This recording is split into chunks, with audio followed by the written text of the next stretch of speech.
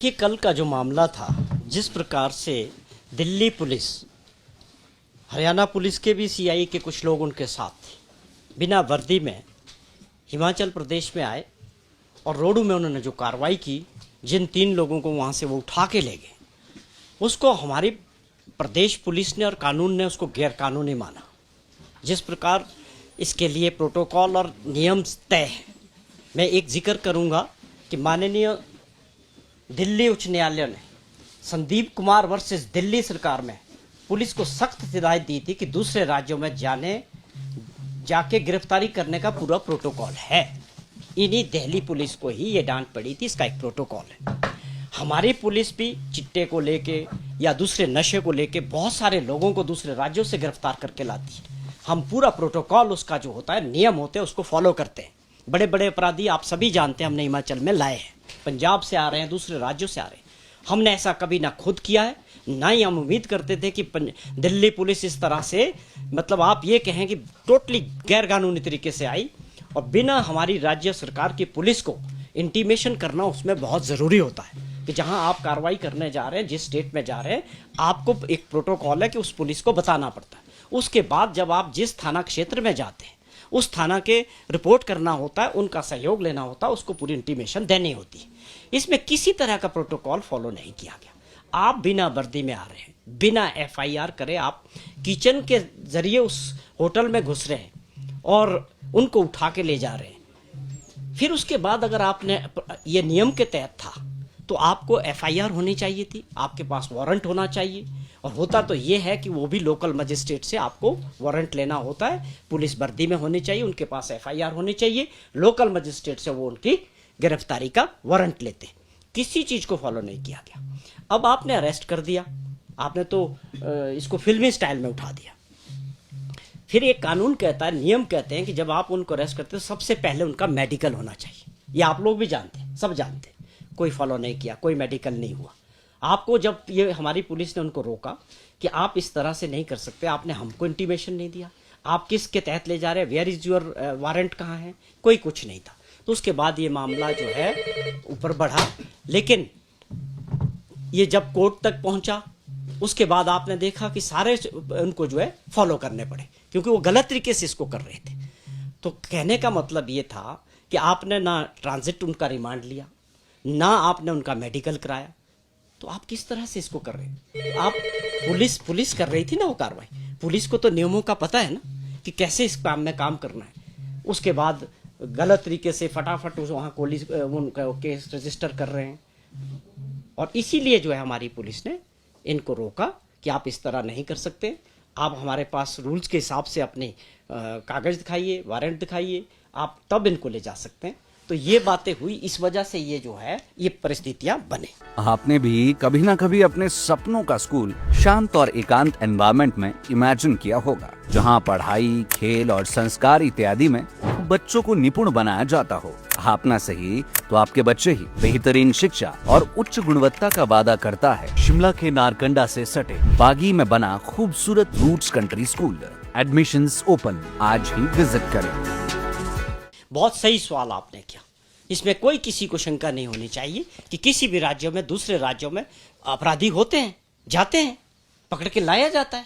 Federal system है, अधिकार है, लाने चाहिए। और इस पूरे मामले में पहले दिन से पूरी तरह से राजनीतिक दृष्टि से इस मामले को देखा जा रहा है कि आप हैरान हैं कि लोकतंत्र में रहते हुए आप शर्टलेस एजिटेशन, युवा साथी, किसी मुद्दे को लेकर नहीं कर सकते। कल की दिन की बात करें, कल दिल्ली हाई कोर्ट में इन्हीं दिल्ली पुलिस को डांट पड़ी है, पूरी फटकार लगी है कि आप किस तरह से, ये आप बताते हैं कि किस तरह से एक टी शर्ट से किसी आदमी की जान को खतरा हो सकता है। तो ये क्या है, टोटली फेक, एक फैब्रिकेट करके केस बना रहे हैं। इसको हाई प्रोफाइल करने का प्रयास भारत सरकार द्वारा किया जा रहा है। राजनीतिक दृष्टि से उसके कारण बहुत थे कि आप पूरे देश का जो माइंड है उसको डाइवर्ट करना चाह रहे थे, इश्यूज को डाइवर्ट करना चाह रहे थे। क्या हिंदुस्तान के अंदर शर्टलेस एजिटेशन पहली बार युवा साथियों ने किया? सोशल मीडिया पे दब के चल रहा है कि वो जो हरियाणा के होम मिनिस्टर थे मिस्टर विज, सैकड़ों कार्यकर्ता के साथ चल रहे और शर्टलेस है वो। क्या उसको डिनाई कर सकते हैं भाजपा के लोग? क्या वो फिर देशद्रोह नहीं था वो? ये सिंपल सी बात है कि आपके जो दूसरे जवाब माननीय प्रधानमंत्री जी को, देश को देने, पार्लियामेंट को देने थे, उन चीज़ों को, इश्यूज को डाइवर्ट करने के लिए एक इस छोटी सी घटना को बड़ा दिखाने का प्रयास किया जा रहा है। इस बात को लेके कांग्रेस पार्टी ने, पार्टी हाईकमान ने भी इस बात को लेके जो है हमारा शिकवा है। जहां तक हिमाचल प्रदेश की कार्रवाई है वो पूरे नियमों के साथ की गई है, पूरे नियम को फॉलो करने के लिए उनको बाध्य करना पड़ा और अल्टीमेटली उनको वही काम हुआ। सुबह के समय उनको जो है ट्रांजिट रिमांड मिला मजिस्ट्रेट से और बाकायदा उन्होंने डीडीयू हॉस्पिटल शिमला में उनका मेडिकल जांच करवाया, जो जरूरी चीज़ें थी। आप ऐसे कैसे दूसरे राज्यों में घुस गए? ऐसी घटनाएं हुई है, किसको पता है कौन पुलिस है, कौन पुलिस की वर्दी में आ रहा है?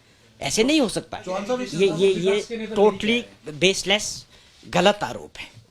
कौन कहाँ भाग जाता है छुपते, कोई पहली घटना नहीं है हिंदुस्तान में। यूपी में कितने लोग जाते हैं, बिहार में कितने लोग जाते हैं, हरियाणा में कितने लोग जाते हैं, एक राज्य से दूसरे राज्य में जाते हैं, कोई नई बात नहीं है। आप प्रेजेंट कैसे कर रहे हैं, आपकी मंशा क्या है? पहले आप ये जस्टिफाई करें कि आपने शर्टलेस होने से किस तरह से ये देशद्रोह हो गया, किस तरह से किसी वीआईपी के जीवन को खतरा हो गया, उसको एस्टेब्लिश करें। सिर्फ साफ तौर पे इसमें राजनीतिक मंशा दिख रही है और हम भी जानते हैं, पूरा देश जानता है कि इस वक्त भाजपा और भाजपा के नेता और माननीय प्रधानमंत्री जी को बहुत सारी चीज़ों के जवाब देने हैं, वे उसको डाइवर्ट किया जा रहा है। पार्लियामेंट में मेंबर जो विपक्ष के नेता है, जिनका अधिकार है सवाल उठाने का, उनको बोलने का मौका नहीं दिया जा रहा है। खुद आप लोकसभा में ना जाकर राज्यसभा में वक्तव्य दे रहे हैं। ये सारी चीज़ें पूरा देश देख रहा है। तो ये इन चीज़ों से ये चीज़ें, ये तो न्यायालय में वो लोग लड़ रहे हैं, युवा कांग्रेस न्यायालय में जा रही है, गिरफ्तारियां हुई है, वो अपना केस लड़ेंगे। लेकिन हिमाचल प्रदेश में सबसे बड़ी दुर्भाग्यपूर्ण जो बात हमें लगी, जिस बात से हमारा मन भी दुखी हुआ, कि यहाँ के विपक्ष के नेता जो पहले 5 साल खुद मुख्यमंत्री रहे, जिस प्रकार से उन्होंने हिमाचल पुलिस के साथ, अपने स्टेट के साथ खड़े ना होके जो अपना स्टैंड दिखाया कि वो दिल्ली पुलिस को प्रोटेक्ट करते नजर आए, और मुझे बड़ा दुख हुआ, बड़ी हैरानी हुई।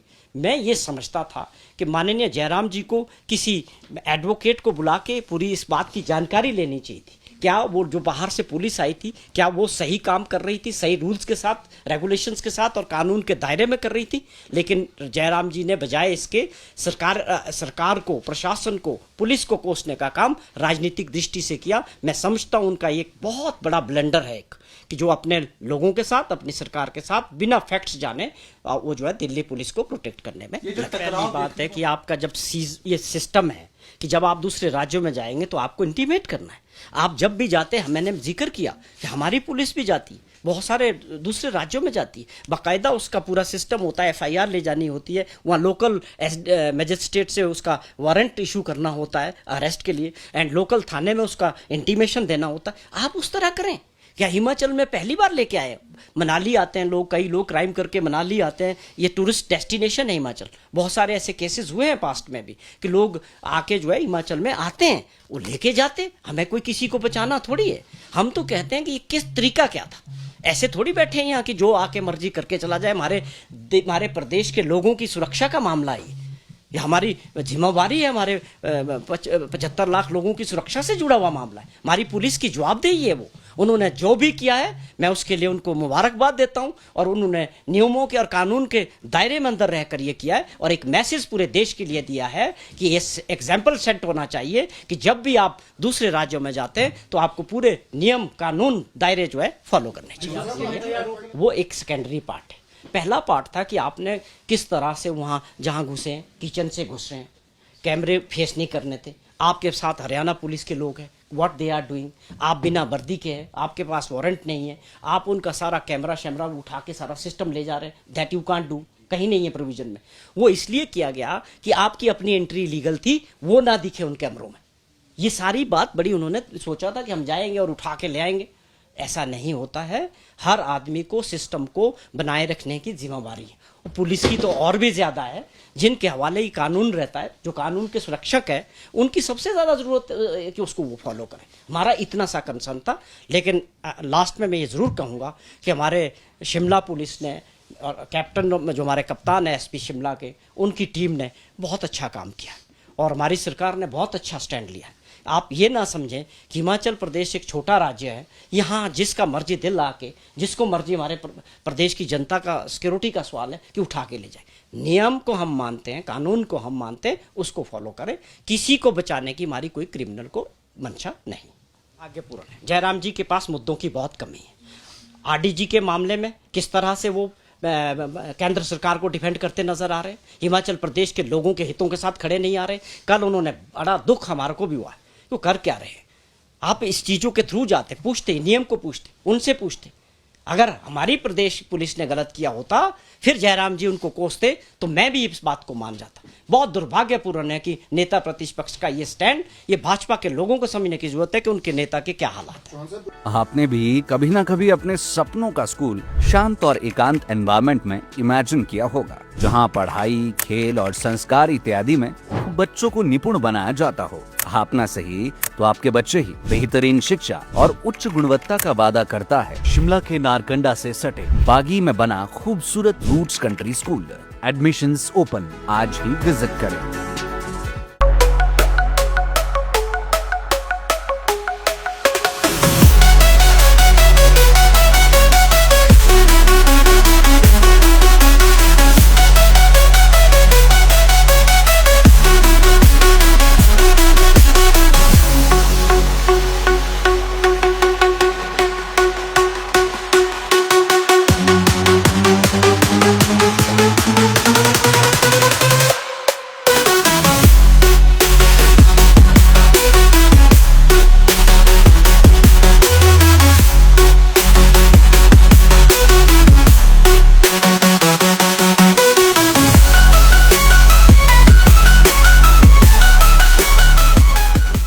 त्योहार के इस सुहानी सीजन में गोयल मोटर्स नेटवर्क की सोलन और शिमला स्थित नेक्सा शोरूम में पाई इंडिया की सबसे पसंदीदा गाड़ियों पर खास ऑफर। इग्निस, बिलेनो, फ्रॉन्स, जिमनी और ग्रैंड विटारा जैसी शानदार गाड़ियों को खरीदने का साल का सबसे बेहतर वक्त। नेक्सा का खास ब्लैक एडिशन उपलब्ध है। सभी तरह की गाड़ियों से एक्सचेंज और अपग्रेड ऑफर भी। तो देर किस बात की, आज ही सोलन या शिमला में गोयल मोटर्स के नेक्सा शोरूम में पधारे और पाए कार खरीदारी का एक कभी ना भूलने वाला सुखद अनुभव।